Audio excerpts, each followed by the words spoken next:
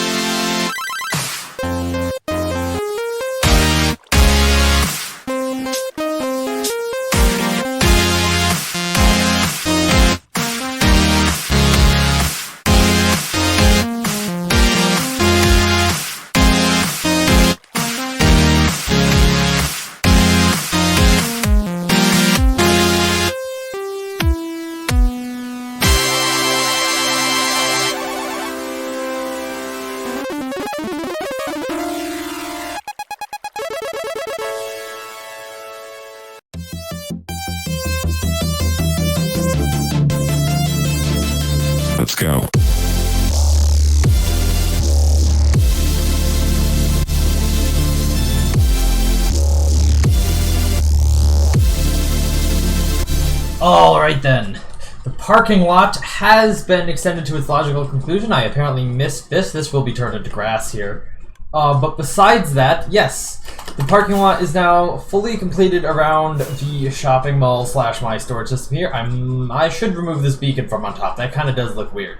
But yes, large, vast, empty parking lot like you find around a shopping mall. But of course, around back here, we don't just have parking spaces. We also have loading bays, which do provide a little bit of a break in the parking spaces here. I feel like maybe I should remove this parking space so the trucks have some room to turn in and out. I did do that on this side, so maybe I'll just say that's that. I did extend the road over here to come to this point where it's effectively, well, I really should have curved this, but it's too much effort for me at the moment. But yeah, so this road just ends here, as obviously nothing's ever gotten built. Let's go rewind a bit here and talk about the season. So, parking lot's complete, that's good. Now I can start going over the world tour and the history bit, and we'll start with my base here, because we just happen to be here. As you can see, there did used to be a village here, and in fact, if you go under here, you can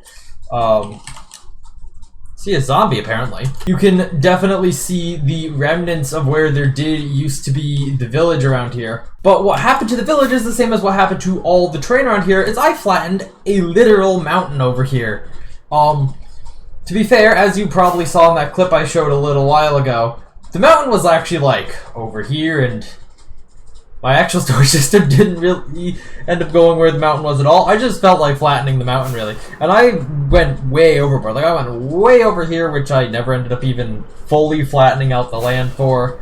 And obviously we've never built anything over here. Heck, we didn't even go all the way out this way, but hey, flatten the mountain. That was a cool task. We'll come back here later. Let's go to where it all began.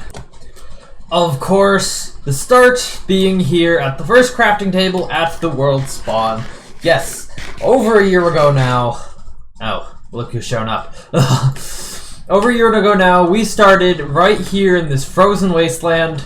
It didn't look this much of a wasteland, but we started here and set off on our adventure that way. Now, if you're wondering why does this place look like so much of a wasteland and what happened to all the topsoil? Well, Withers in the end portal and me misplacing this box around the actual world spawn point, as this here is the world spawn point, but I misplaced it originally, so the Wither skulls were going everywhere. Shouldn't have that problem next season, but this is also right next to something that Jaredy Cool built here, which is a railway that goes back to the city. We're not going to take it though. We are going to head through the Nether to get back to town. First, on our way back to the city, we do have to talk about the Nether hub here. I ended up building after a while in this black wool box here. Now, I borrowed this little entrance hatch design here from Season 1, where you have kind of like an airlock situation. You go in, the doors close, you have to wait a moment before you get in. And what we're getting into here is, of course, a 1:8 scale, 8:1, whatever it is, scale, all of the city in the overworld here in the Nether. Now, this map is a little out of date, and I will be updating it in a little while here in this episode. But this map is supposed to directly represent the contents of the overworld in these locations. For instance, over here you can see my base, which includes this, all of this, that big building there, and of course the buildings on this side of the road here. Here is the highway that goes right through the center of the city. Then into the city itself here, we have my shops areas, which we will be seeing later. We have the enclosed village, Jaredy Cool Starter House. This block has other stuff built on it. Obviously, we built the bank there recently. And of course, the police station and jail and construction site is over here. As I said, gonna update that later. But for now, let's hop right into downtown here so we can check out the buildings. Of course, first thing we gotta visit here in downtown is my starter house. I built this in the first episode and the first, maybe not the actual first day, but it did take me a while to get all the oak wood for it at the time, and at the time I did build it, there wasn't the giant thing behind it, so this was truly a house in the middle of nowhere with windows on all sides. And also the land did kind of ride up around it.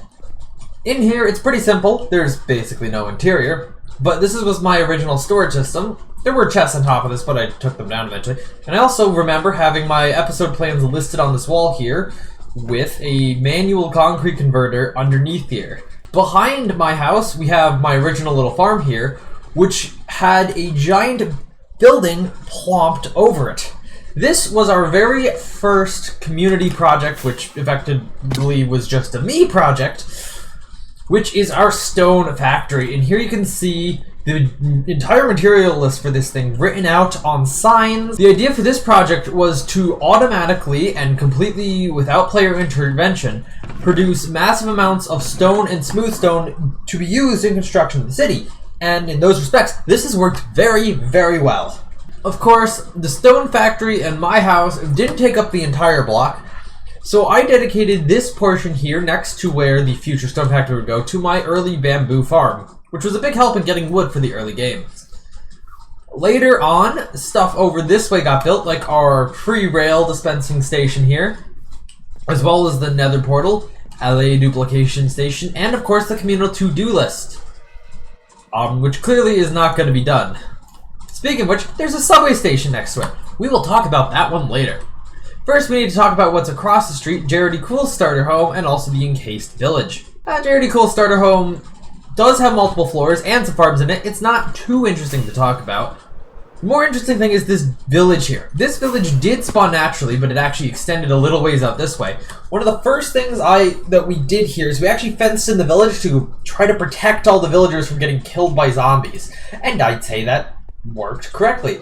Eventually, we built this giant enclosure in around the village so that we didn't have to worry at all about the villagers getting attacked by anything. Something that was kind of weird about how this village spawned, though, is that the well only spawned like 2 blocks deep. And the other 2 blocks of the well spawned right here diagonally from it. Never seen that before in Minecraft, but that's the way it generated. So strange. On the other block right across from the villagers and my starter house is the block with all of my shops that I built this season.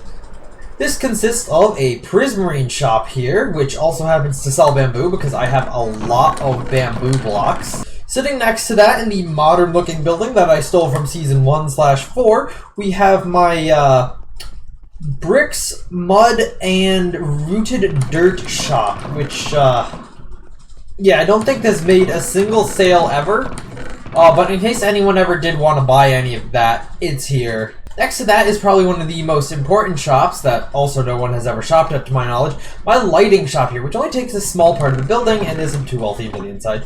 But we sell all sorts of lightings from normal lanterns to glowstone, frog lights, of course, the one that people care about, beacons, which no one ever bought, and, oh yeah, torches. Notably, we don't sell sea lanterns because that's in the prismarine shop. But this building that it's in obviously covers a whole half of this block and also looks really cool. But the reason why only this half of the building was used for the light shop is because the other half of the building is where my concrete converter for this season ended up. Moving on from the block of my shops, we get over towards where Jared Cool's shops are. The smaller of them over here, which was built underneath what I believe was originally a villager breeder here, is the netherite upgrade shop, which was entirely manual, by the way. And there's some armor stands in here, interestingly. But yeah, basically this is where Jared Cool sold the ability to upgrade your gear to netherite. Across the road from that is the more substantial and most profitable shop of the season, the wool shop, which has an iron farm on top of it and free iron storage right here, as well as a little pond here with a citizen hanging out. Of course, this shop isn't just a shop that sells wool. Of course, it does that, but it does it in a completely automated fashion.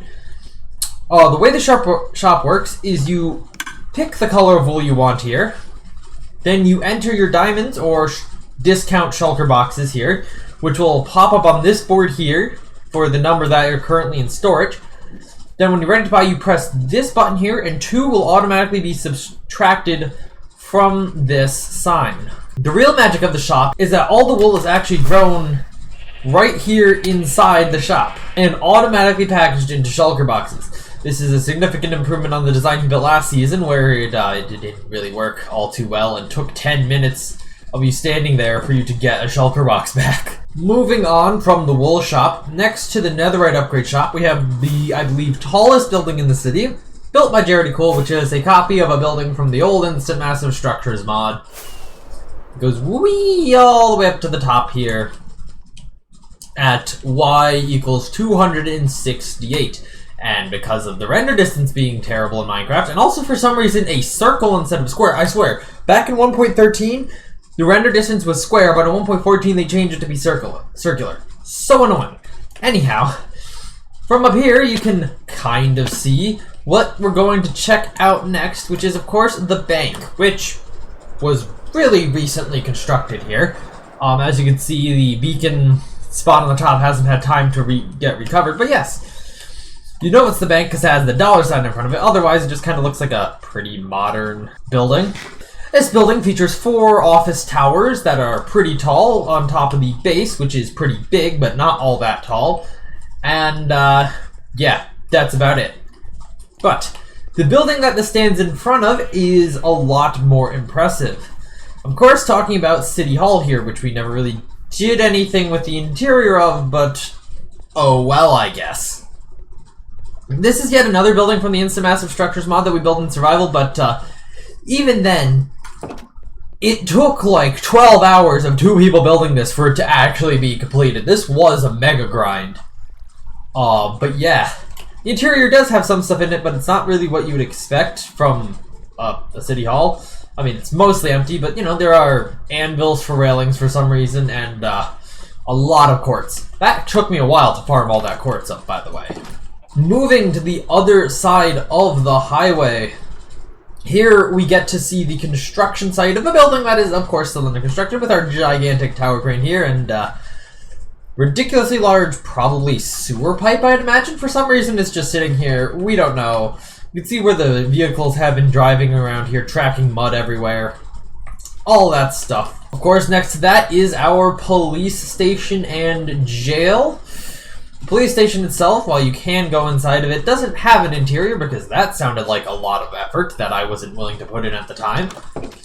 But directly behind the police station is where things get significantly more interesting. As we go into the first floor of our jail, which turns out to be a courthouse here. So this is actually, in my opinion, pretty good looking courtroom here. We got our bar, the judge's area, the audience, all that sort of stuff. Outside the courtroom, we have the lobby where people can wait for their cases to be heard. We got the receptionist desks here. Arbitration rooms existing off to the sides. Of course, that's not all, because at the back of the building here, we have a jury deliberation room, which has 8 seats compared to the 3 seats in the jury box. That's kind of strange.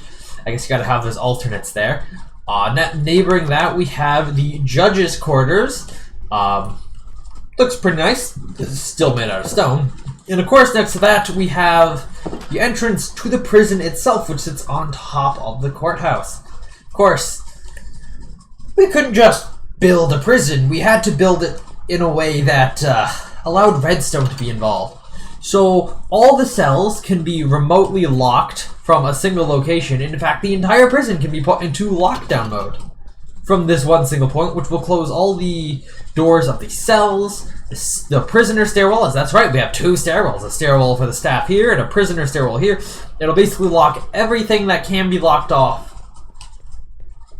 not allowing any movement if theoretically we were to lock someone up in here. This prison is outfitted with the latest in tons and tons of cells, as well as laundry and library technology, as well as solitary confinement, which is a bring your own key type situation. And of course, we have to have a ridiculously large lunchroom for all the prisoners so they can have their space but also eat the disgusting prison slop. Finishing off with the roof, which is the most depressing prison yard you've probably ever seen. There's like literally nothing here but gravel and barbed wire fences that allow you to look out over the city of the people who aren't in jail living their lives. Now, on the plot of land neighboring this block, we have the remnants of a house that someone who logged onto the server for like 5 minutes started to build, and I couldn't be bothered to put anything on this block, so I just left it here and didn't touch it at all. I think we finally got through downtown, and we can now move on to my base, which is of course where a bunch of interesting stuff happens. But before we get there, we should talk about this river, or canal as it was, because this was a pretty hefty project that I undertook here, turning this windy and frankly annoying river into a wide and straight canal with a consistent depth. And then also building bridges over it. Of course, it's kind of short, only kind of stretches from over there to over there, but it was still a lot of work. Now, while moving into my base, I think we should first go through this giant brick building here. And this is, of course, my brick factory, which contains my automatic clay creation system, which I say my, but it's really two mango contraptions spliced together. This rooted dirt farm over here, which automatically, without human intervention, produces rooted dirts, which then gets shoved over to this, which is a mud conversion and clay drying system, which does require a player to be nearby for the random ticks to dry the mud out, but that does convert it into clay. Now, all three of these products can be brought over here to this blast chamber and blown up. Of course, bricks are one more step from the clay. They are, of course, smelted clay balls. So I've created my super smelter design over here to cook them all up. And that's all worked pretty well. Moving on from the brick factory, we get into my base proper. Of course, we have the storage system we took a brief look at the outside of earlier here. Next, across from that, we have some of my more vertical farming setups. We have the wheat farm, and there was also at one point supposed to be a carrot and potato farm, but I've never built that for some reason. Oh well. Anyhow, the wheat farm here, which is right next to the tallest building in this area, which is my cow farm, of course, with the giant spiral of doom for cows to grow up in. Also, I think a lot of cows kept drowning in the water when the chunks got just unloaded enough for the cows to not move around, but not unloaded enough for them not to for them to, of course, not drown. I don't know how I might solve that in the future. That is honestly kind of annoying. But if we go into this little shed in between the buildings, we will find the official storage for my wheat farm. And also how you get into the AFK location for this farm. So all of that is working great, yes. Neighboring the tallest building in this area is the subject of probably the most viewed video of this season, which is, of course, the giant pink building here, along with this very cool factory-looking building here, my cherry tree farm. This thing, I mean, just the thumbnail for the video of this thing was, you know, amazing. Lots of views that I got from this thing, and this thing is actually very complex, but I designed it myself, which I'm quite proud of. And it also worked very well. I was able to AFK at it for a long period of time and get a lot of cherry wood, which I proceeded to basically never use, apart from the building of this building, which, you know, I did think this building looks pretty cool. Moving on to the other side of my area, we have the first building to actually be built over here, the International Trade Tower, which for a while was the tallest building in this area, but was also built before I'd even leveled the mountain over here. Now, the primary purpose of this building is to be the villager trading hall for the server. As you can see, we have a lot of space for villagers, which we never filled, but a lot of villagers nonetheless over here.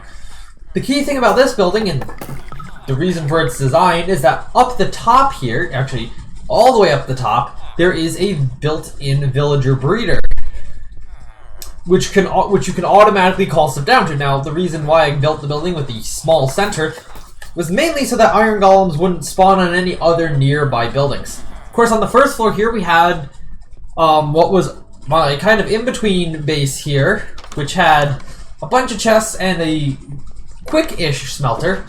I was kind of originally planning to put stuff on the first floor, but never did, but that's fine because I ended up turning this into the server mapping project. And here we can see the advancement of the city over time. The first one I did was on December 12th, 2023. That's 9 months ago now. You can see I just laid out my storage system design here. We built some roads, but there wasn't a whole lot here. The next one was on February 24th, 2024, and a lot had actually changed. My storage system had gotten built, roads had been extended, highways put in, all that stuff. Jared E. Cole's area was starting to take shape over here.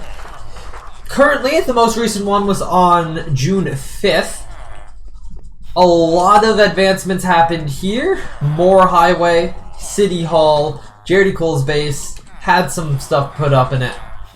And of course, that's where stuff's ended off there for now. But don't worry, later in this episode, I will be creating the final map of the city. So stay tuned for that. Across the road from the International Trade Tower is the building that encompasses my sugarcane and bamboo farms. Now, I originally built these both outside and didn't realize that the bamboo actually need a light level of 7 or higher to grow.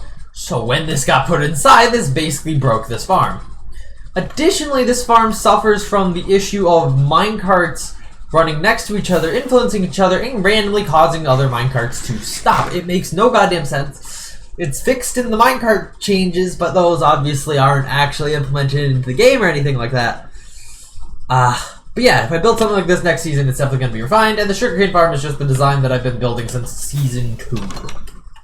But the building is pretty big that goes around that. Of course, final thing which we were talking about earlier here is my storage system of the shopping mall. In the corner of the parking lot over here, we have my nether portal as well as the subway entrance in my base. We'll check that out in a little while. First, I need to show off the interior of my storage system because, as I said, it's supposed to be a shopping mall, and it's appropriately themed, just like the first time I've ever done this for my storage system.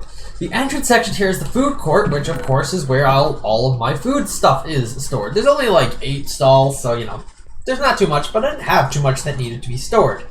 Once we get to the main concourse here, we can start going around. Over here we have Lamp Up the World, which is where all my lights sources are stored, including beacons. Someone paid me for beacons here. So that is the treasure trove, which is just the entire miscellaneous section, plus my ender chest, an anvil, and a crate of supplies for when I go netherite mining via tunnel ore. Down at the end cap here, one of our anchor stores in the smallest Colors Are Us, which is where all my colored blocks go. We got the base versions of colored blocks like glass, tinted glass, and terracotta.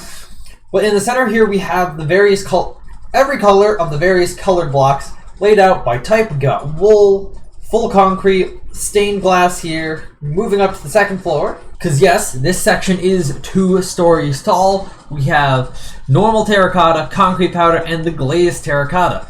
However, this section of the storage system has 3 floors, the third floor of course being this small section where I can put items into the storage system, as all storage systems kind of need a way to put items in.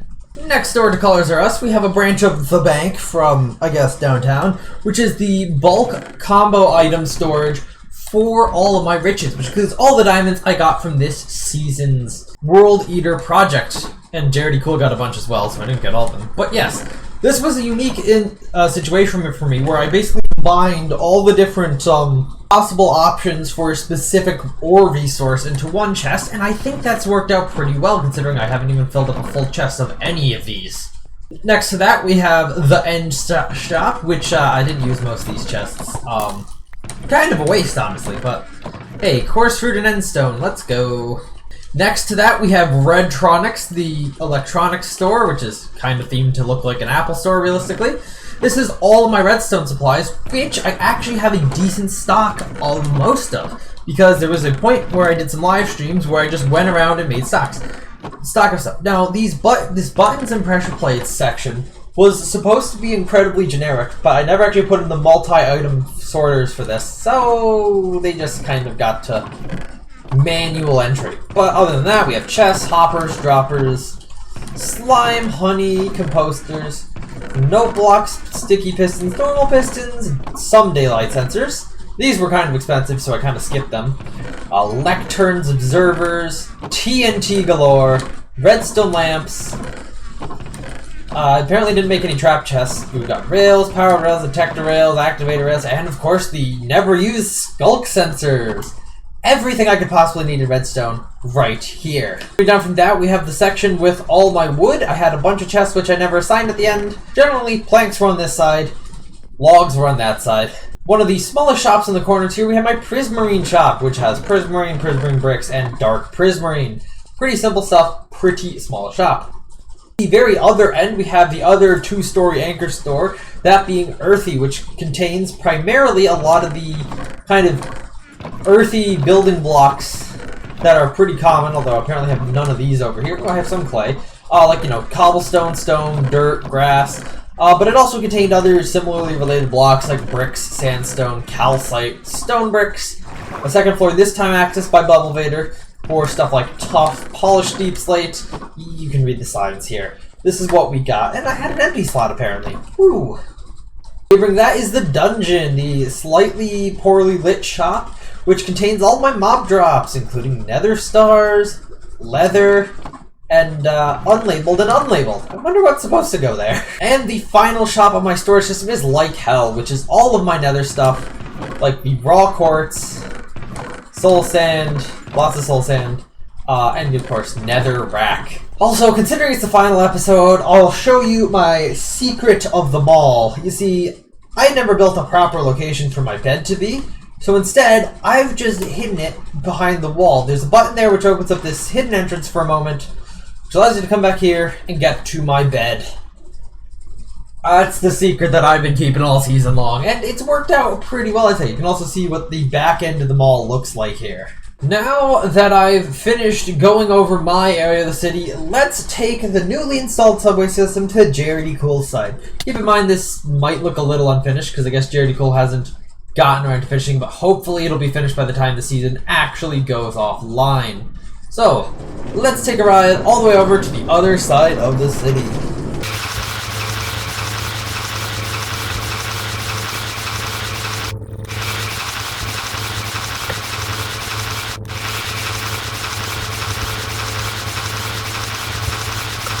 Sadly, my carts aren't that optimal of a way to travel around at the moment, so that took forever.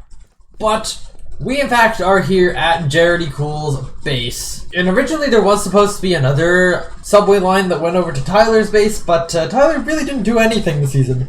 And probably won't do anything next season because he's really busy with school right now. But anyhow, let's give a quick little tour of Jared Cool's base. Starting with the storage system here, which is a modular design built where there did used to be a mountain that he took down all by himself, usually without TNT for the most part, I believe. Is there anything under here? No, that's just a design decision.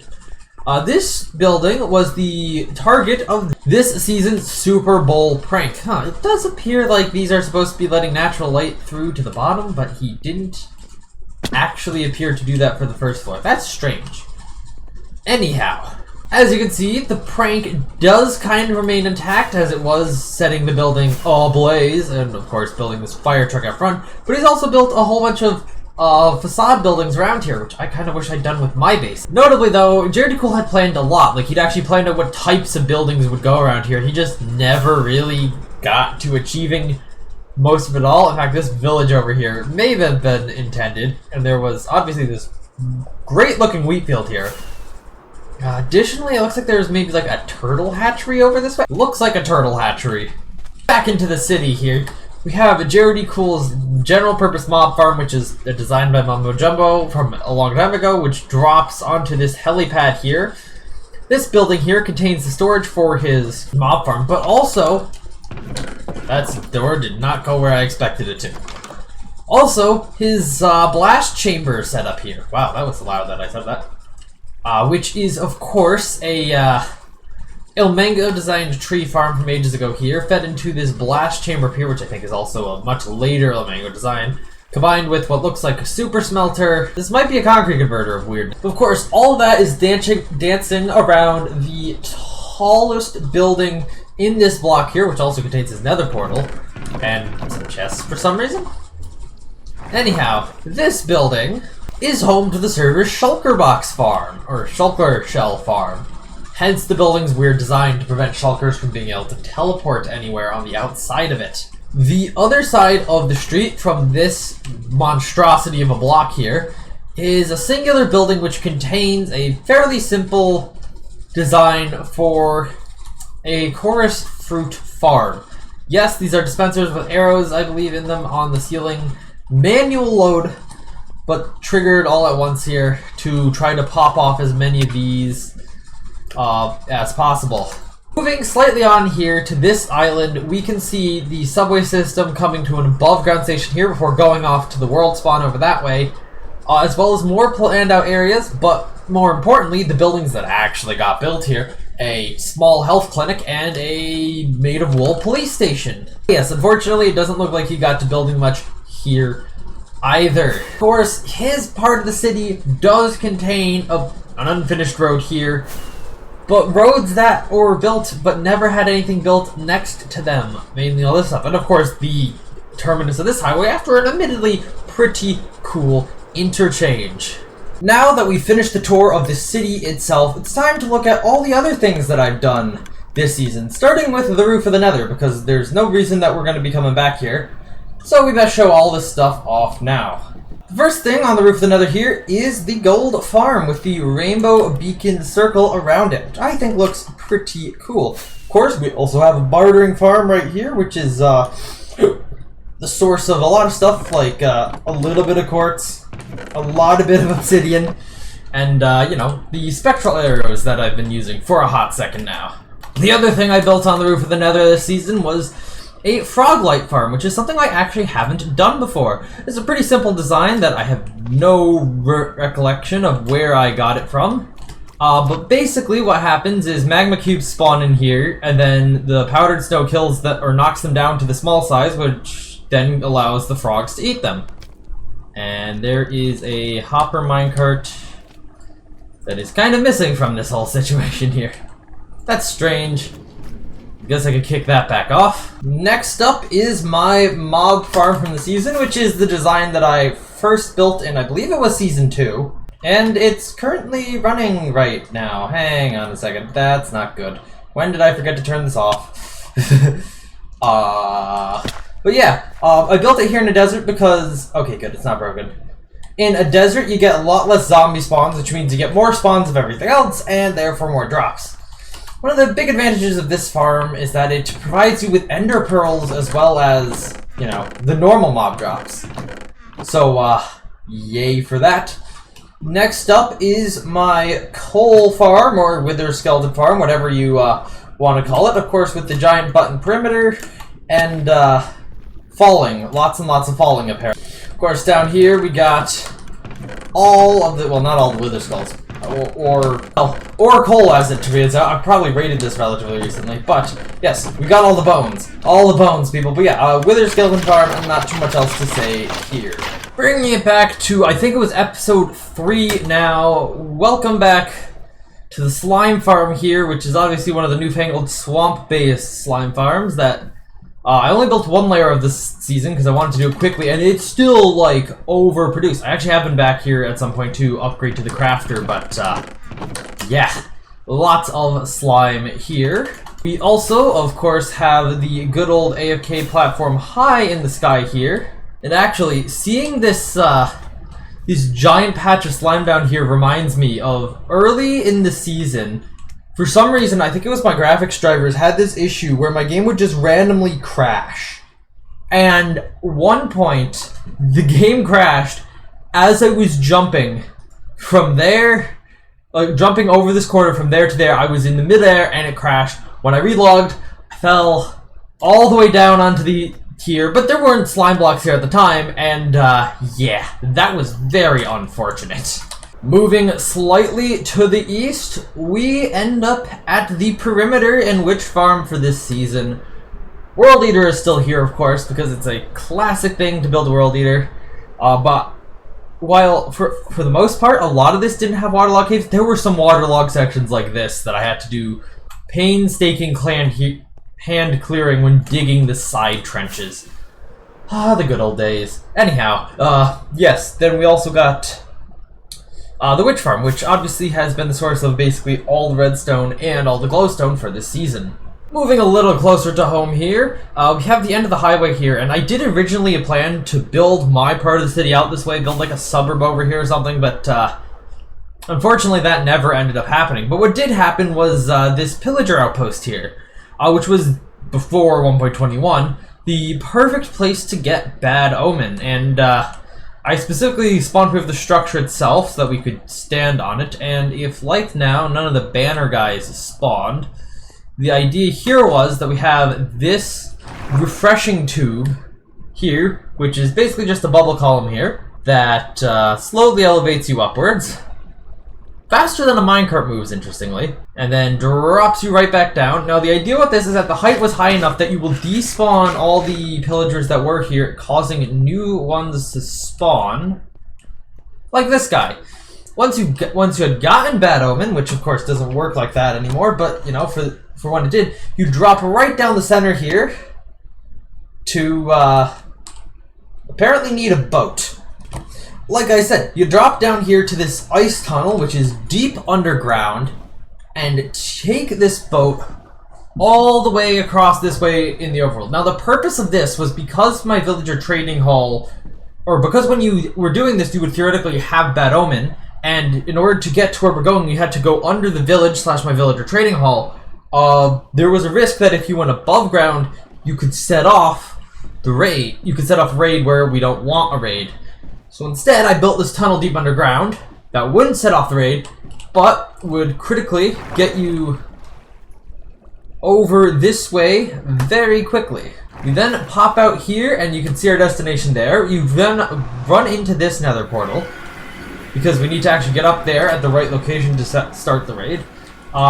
See the outside of the nether hub here. Walk around this very precarious platform here, but you should theoretically be safe on it.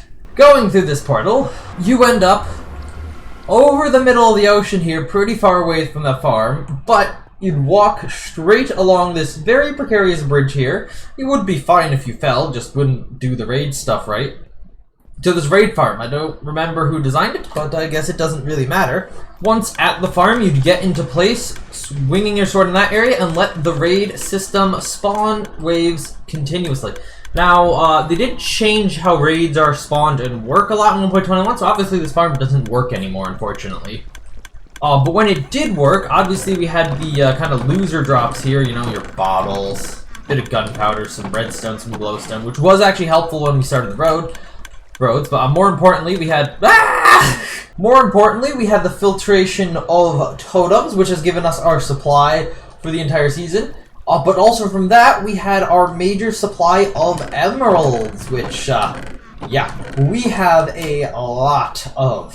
Finally, flying well off the beaten path, we arrive at the Ocean Monument farm I built for the season. Now, I was pretty lucky in the location that I found for an ocean monument here, as it was effectively sitting right on top of the ground with no ocean beneath it, which meant that I could build this farm that I have built here with very few problems, actually. And due to the fact that the last time I built this was Season 3, before 1.18 came out, we had space beneath the killing platform to actually build a storage system, which was really nice. Now, if you're wondering how this farm works, it's pretty simple. It's basically just a large tank that gets flooded with water cells here, where the guardians will naturally swim down, and they can't really move much here, so their only option is to really fall down and land on this giant pad of hoppers, which might not be the most lag efficient,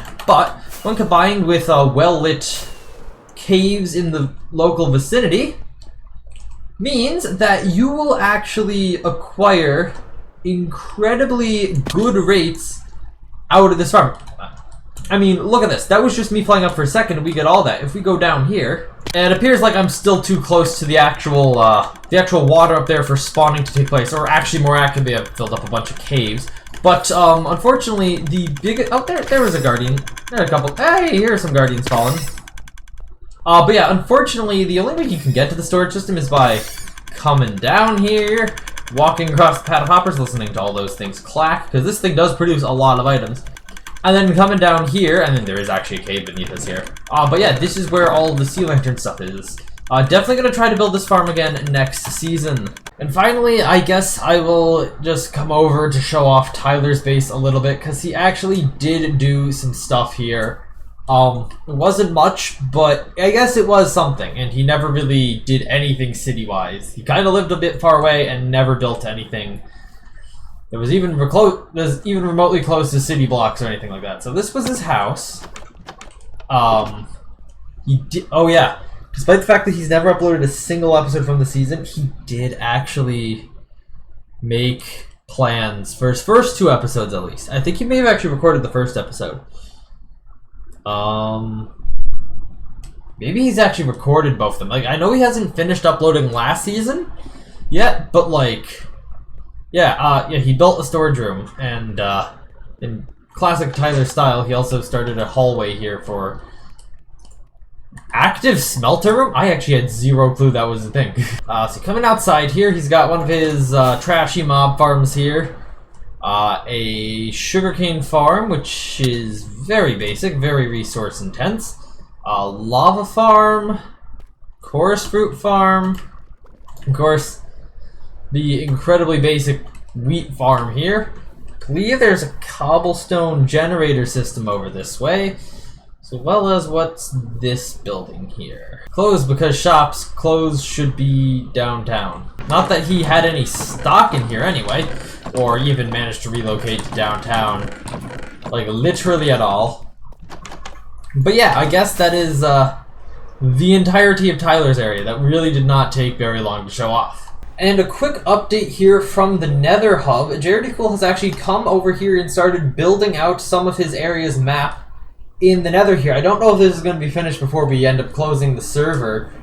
And there's a missing piece of glass here. But yeah, actually, this is pretty nice to see a little bit more map built out. But also, he managed to build up a little bit of his base here since we last were here a few minutes ago. Yeah, he's got some cookie cutter houses, what I think is supposed to be a gas station. That kind of looks terrible in this area. Right across from the terrible looking police station and the terrible looking hospital. This is too small to be a hospital. Clinic at best. It has now come time for me to make the final server-wide map. Well, at least city-wide map. Obviously, I've never included Tyler in this because, well, there's been nothing of note at Tyler's base to map. So, yeah, time to grab the maps and get in the map. And the map is mapped. As you can see, I have done it. And there is actually substantial visual difference around the actual, or my storage system. Like, you can actually kind of tell where the outline of the storage system is compared to, like, it just blending in. But, you know, notably we also have the construction site, which actually looks interesting on the map, the police station and jail there, as well as the bank. Of course, the stuff that went on in e43's area. Yep, this is the final map. Oh my gosh, this video is already over 47 minutes long. Anyhow, Tyler's come online, and we're gonna do a bow fight here to end off the season. So, you ready to get going? Okay, I guess go whenever. Hold on. I got you. Cool, you want to count that? Nah, let's start now. Okay. If I hit you, I'll be very surprised. I was close. Got you. Okay. Got him. Jesus Christ, that does a lot of damage. Holy crap. Yeah, short range damage is the thing.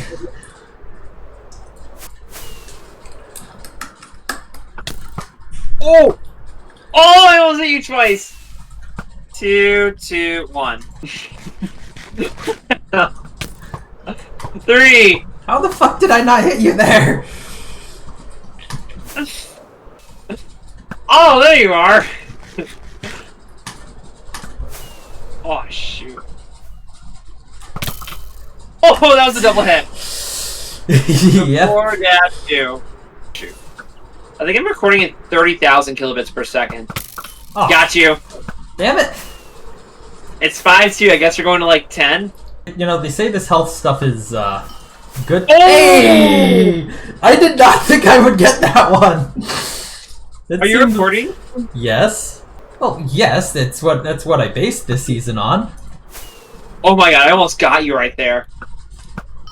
And I got you right there. No, I missed you. It's 5-4.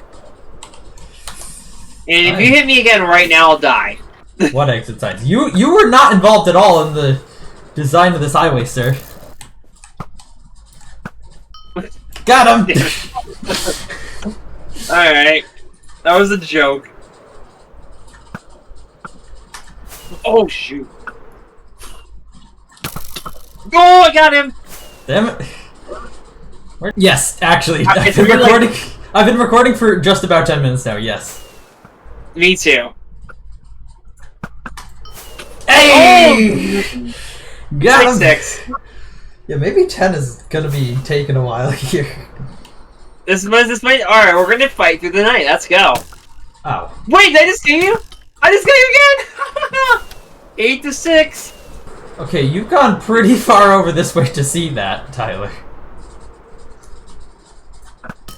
Got him! No! Tied again! Tied again! But yes, this is City Hall over here. I actually don't have any arrows left. No! Oh! What? I Game got over, you? you hit me. Woo! You got me. And Oh, it was so close. I'll end it off, right? You jerk.